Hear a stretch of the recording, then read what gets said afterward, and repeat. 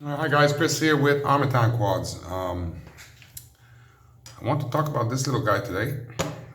This is designed by Jason Hay, as are a lot of our recent models. Um, it is not the models that we've been hyping. The model we've been hyping up a bit.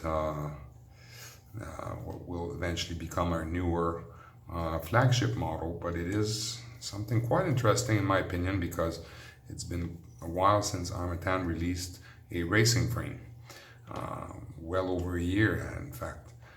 So this is basically, I say, adapted to the latest trends. If you look at the construction and you look at the arms mounting, for example, and the type of body it uses, I think you're able to recognize a lot of other designs in this fashion, I guess. So I don't think there's any big innovation here. And as such, what we tried to do is look at ways to refine the product a little bit, make it strong, and then maybe add a provision or two that are a little bit nicer than what's we see in I guess on the market today.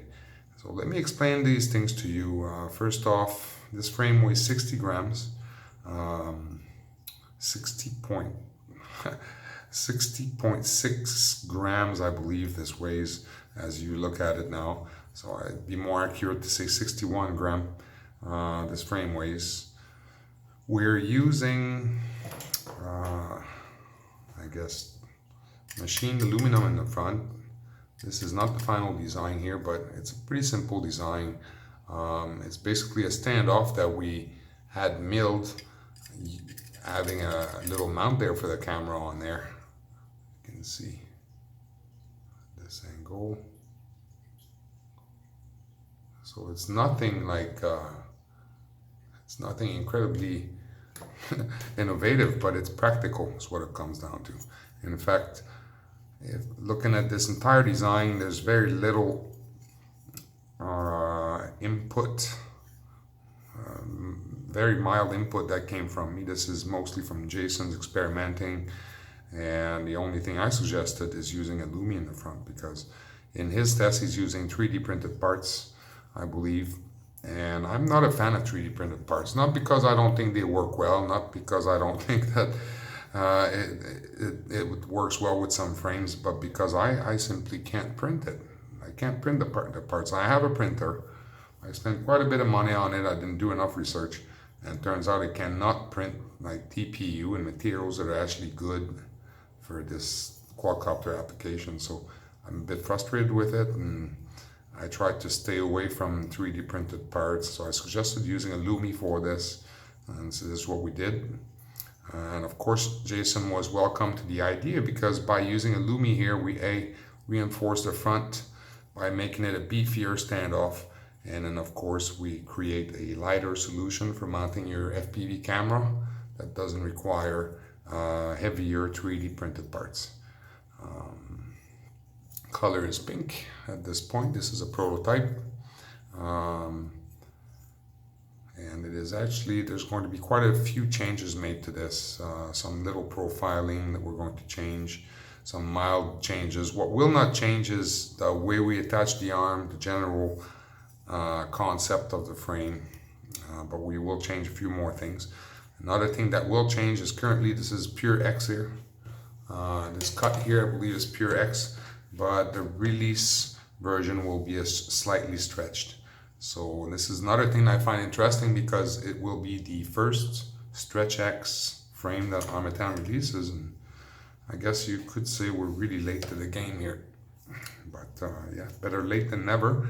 I am not personally a big fan of Stretch X models because I don't race very much, if at all.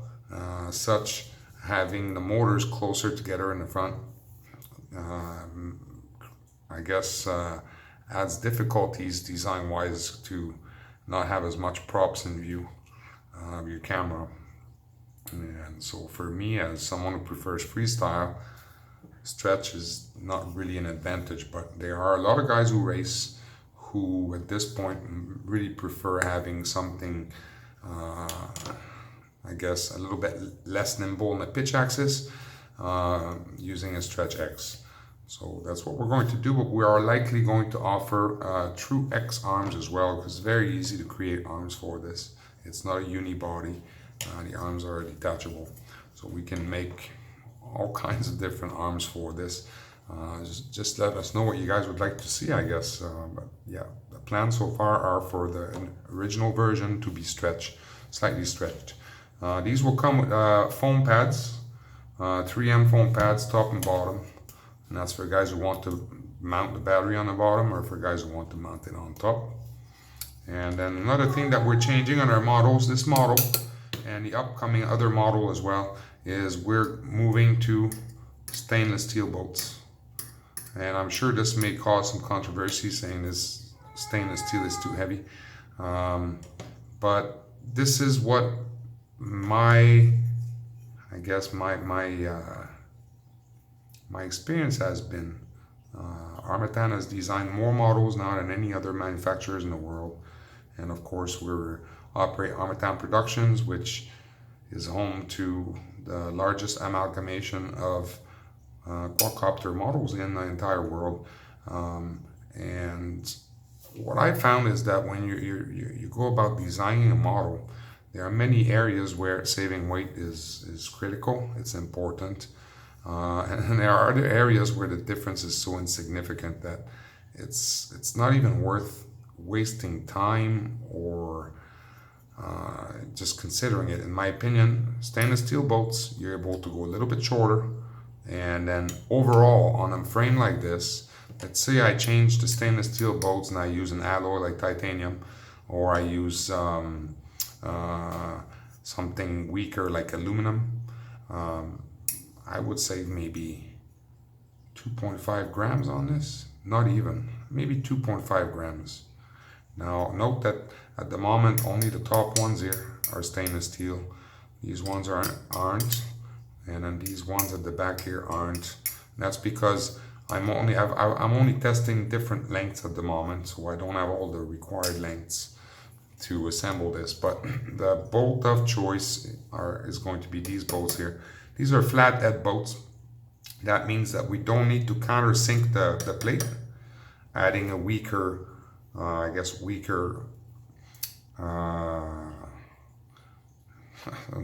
I'm really looking for my words here. Essentially creating more weak points around the carbon fiber plate by cutting a countersink. And we don't want the button head bolt either that sticks out too high. So we go with a flat head bolt, which is quite nice. It's very low profile. And it's stainless steel.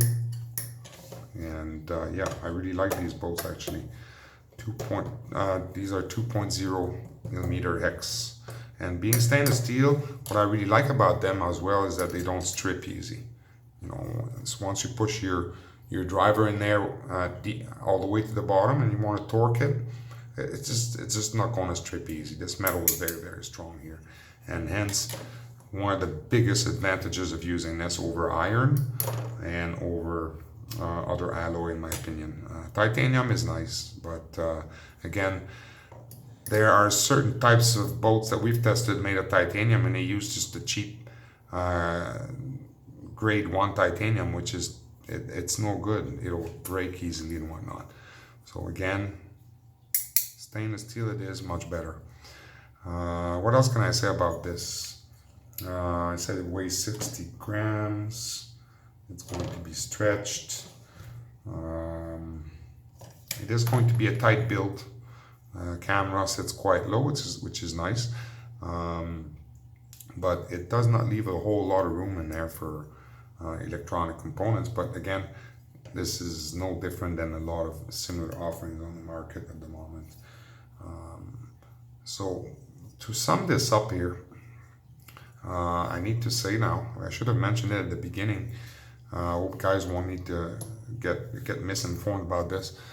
This frame will be classified in the light family of frames at Armattan. That means it's not going to be warranted. Look, we can't make a frame at 60 grams and have it warranted. It just doesn't make sense. It'd be like shooting ourselves in the foot.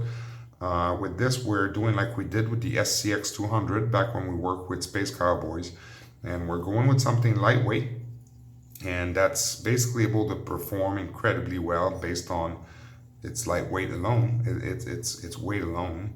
And then we're adding some nice provisions with the aluminum at the front, a bit of a nice touch with the foam pads top and bottom, stainless steel bolts. And then of course the last thing that comes to mind now is people will ask, well, if it's not warranted, then what are you going to charge? What are you going to charge for this? And the expected selling price for this frame, this is 5" here. 4" we may release, and we may even release a 3" modified version for this eventually. Prices will be less for these smaller models, but for this particular model at 5" the price is expected to be around $38.50, 38, and maybe a little bit less than this. And that will include all the hardware, the lipo pads, and basically everything you see here, plus the lipo pad. So yeah, as for the name for this, we actually haven't picked a name yet.